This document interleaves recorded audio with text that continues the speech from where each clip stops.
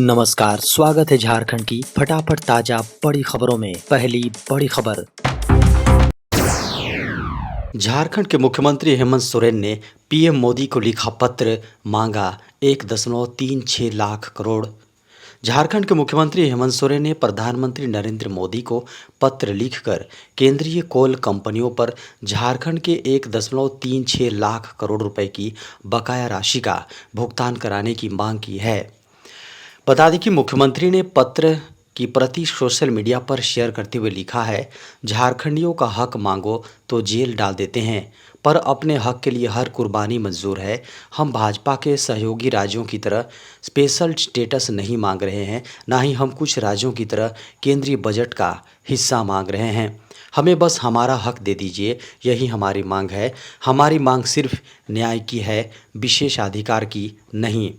मुख्यमंत्री ने कहा कि झारखंड के लोगों ने अपने राज्य के लिए लंबा संघर्ष किया है और अब हम चाहते हैं कि हमारे संसाधनों एवं अधिकारों का उचित उपयोग हो। मलेशिया में फंसे झारखंड के 70 मजदूर, पासपोर्ट जब्त, रोका वेतन। झारखंड के 70 मजदूर मलेशिया में फंस गए हैं।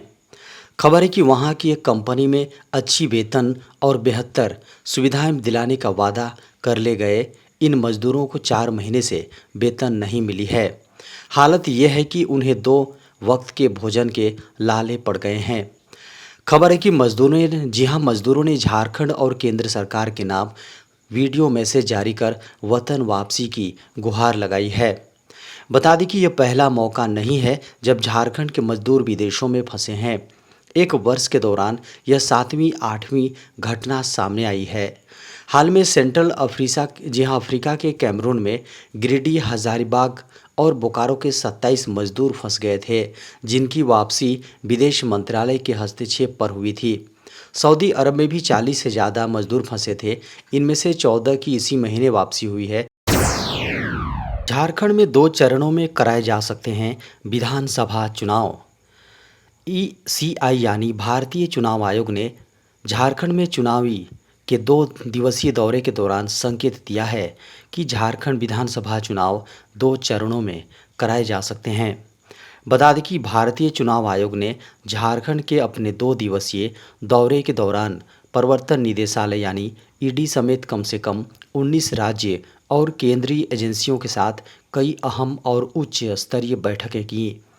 बता दें कि इन एजेंसियों में आईटी यानी आयकर विभाग और राजस्व खुफिया निदेशालय डीआरआई शामिल थे। ईडी वर्तमान में बांग्लादेशियों द्वारा कथित घुसपैठ और उसके बाद महिलाओं की तस्करी के मामले की जांच कर रहा है। इससे पहले चुनाव आयोग की टीम ने 23 सितंबर को जिलों के निर्वाची पदाधिकारियों, एसएसपी, एसपी, आईजी, डीआईजी आदि प्रशासनिक पदाधिकारियों के साथ बैठक की थी।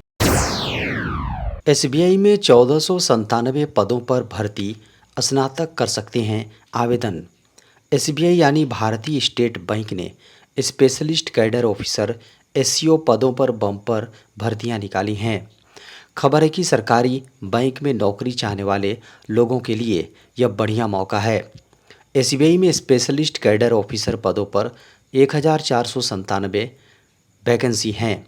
ऑनलाइन आवेदन एसबीआई की वेबसाइट sbi.co.in/ पर 14 सितंबर से जारी है। वहीं फॉर्म भरने की अंतिम तिथि 4 अक्टूबर निर्धारित है। बता दें कि एसबीआई में स्पेशलिस्ट कैडर ऑफिसर भर्ती 2024 के लिए जनरल, ओबीसी, ईडब्ल्यूएस कैटेगरी के उम्मीदवारों को 750 रुपये आवेदन फीस के रूप में जमा करने होंगे। एससी, एसटी और पीडब्ल्यूडी कैटेगरी के उम्मीदवारों के लिए आवेदन फ्री हैं। झारखंड में 27 सितंबर तक रुक रुक कर होगी बारिश। झारखंड में अगले 27 सितंबर तक रुक रुक कर बारिश होने की संभावना जताई गई है। मौसम विभाग यानी आईएमडी के पूर्वानुमान के अनुसार झारखंड में 27 सितंबर तक रुक रुक कर बारिश हो सकती है। बता दें कि इस दौरान कहीं कहीं भारी बारिश होने को लेकर येलो अलर्ट और गरज के साथ वज्रपात होने की चेतावनी जारी की गई है। बता दें कि इस दौरान 30 से 40 किलोमीटर प्रति घंटे की रफ्तार से हवाएं चल सकती हैं। मौसम विभाग के अनुसार झारखंड में 25 से 27 सितंबर के बीच पूरे झारखंड में गहरे बादल छाए रहेंगे। बता दें कि वहीं झारखंड की राजधानी रांची समेत विभिन्न इलाकों में हल्के से मध्यम दर्जे की बारिश होगी। मौसम वैज्ञानिकों की माने तो बंगाल की खाड़ी में बने लो प्रेशर एरिया के कारण यह आंध्र और ओडिशा के तटीय इलाकों की ओर बढ़ रहा है, जिसका झारखंड पर भी असर पड़ेगा। झारखंड में आपकी योजना आपकी सरकार अभियान का समापन। सीएम हेमंत सोरेन ने बीजेपी पर की तीखा हमला। झारखंड के मुख्यमंत्री हेमंत सोरेन ने आपकी योजना आपकी सरकार आपके द्वार अभियान के चौथे चरण का समापन शहीद सिद्धो कान्हो की जन्मस्थली भोगनाडीह में वर्चुअल माध्यम से किया। मीडिया की खबरों को माने तो खराब मौसम के कारण राजधानी रांची से जुड़े हुए उन्होंने इस कार्यक्रम को संबोधित किया और 311.84 करोड़ रुपए की 264 योजनाओं का शिलान्यास और उद्घाटन किया। मुख्यमंत्री हेमंत सोरेन ने अपने संबोधन में झारखंड सरकार की विभिन्न कल्याणकारी योजनाओं पर जोर दिया और कहा कि उनकी सरकार ने महिला समूहों को 4 साल में 10,000 करोड़ रुपए वितरित किए, जो कि पिछली सरकारों से कहीं अधिक है। उन्होंने झारखंड की डेमोग्राफी में कोई बदलाव न होने का दावा करते हुए उन लोगों पर निशाना साधा जो धार्मिक और सांप्रदायिक मुद्दों को उठाकर राज्य में तनाव फैलाने की कोशिश कर रहे हैं। उन्होंने जनता से सतर्क रहने और ऐसे तत्वों का विरोध करने की अपील की। सरकारी कर्मचारियों की मौज, इस तारीख से लागू हो सकता है 8वां वेतन आयोग। केंद्रीय कर्मचारियों को उम्मीद है कि 8वां वेतन आयोग जल्द आएगा।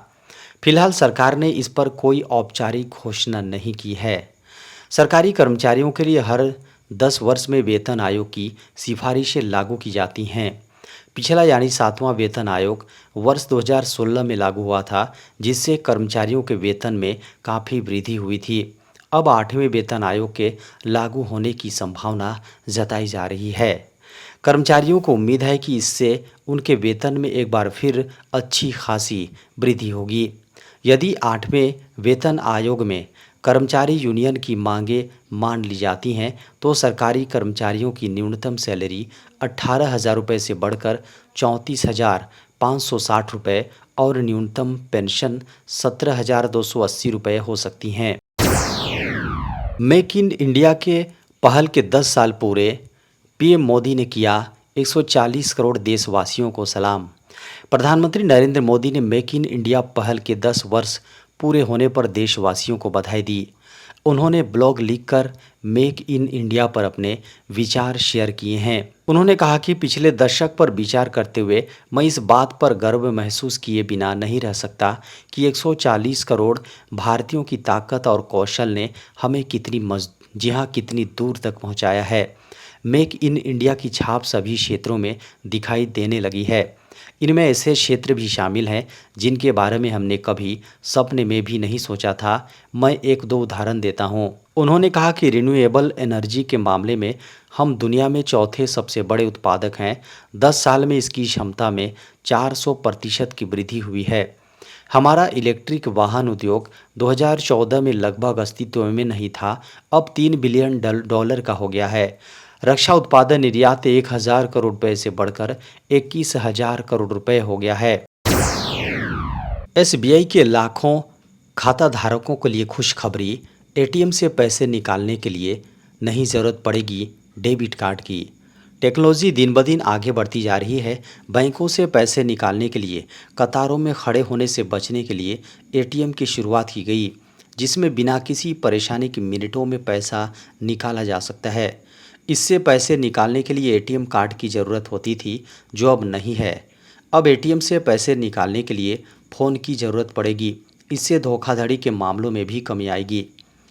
बता दें कि कई बैंक पहले ही ग्राहकों के लिए कार्डलेस सुविधा शुरू कर चुके हैं, लेकिन रिजर्व बैंक ने इसका दायरा बढ़ा दिया है। अब एसबीआई एटीएम से भी पैसे निकालने के लिए कार्ड की ज़रूरत नहीं पड़ेगी। इसके लिए आपके पास सिर्फ एक स्मार्टफोन होना चाहिए, जिसके ज़रिए यूपीआई से पैसे निकाले जा सकते हैं। पैसे निकालने के लिए एटीएम पर जाना होगा। एटीएम में आपको 2 विकल्प दिखाई देंगे, एक यूपीआई का और दूसरा कैश। इसके बाद यूपीआई पर क्लिक करना होगा। इसके बाद आपसे पूछा जाएगा कि कितना कैश निकालना है। आप राशि दर्ज करें। इसके बाद स्क्रीन पर एक क्यूआर कोड खुलेगा। इसे अपने फ़ोन में मौजूद भीम, पेटीएम, गूगल पे, फ़ोन पे जैसे किसी भी ऐप से स्कैन कर सकते हैं। इसके बाद अपना बैंक चुनें और पिन डालें। इसके बाद सक्सेसफुल पेमेंट का मैसेज आएगा। अब स्क्रीन पर कंटिन्यू बटन दिखाई देगा, जिस पर क्लिक करके आप अपने ट्रांज़ैक्शन की जानकारी प्राप्त कर सकते हैं। इसके बाद अब आपके द्वारा दर्ज की गई राशि सामने आ जाएगी।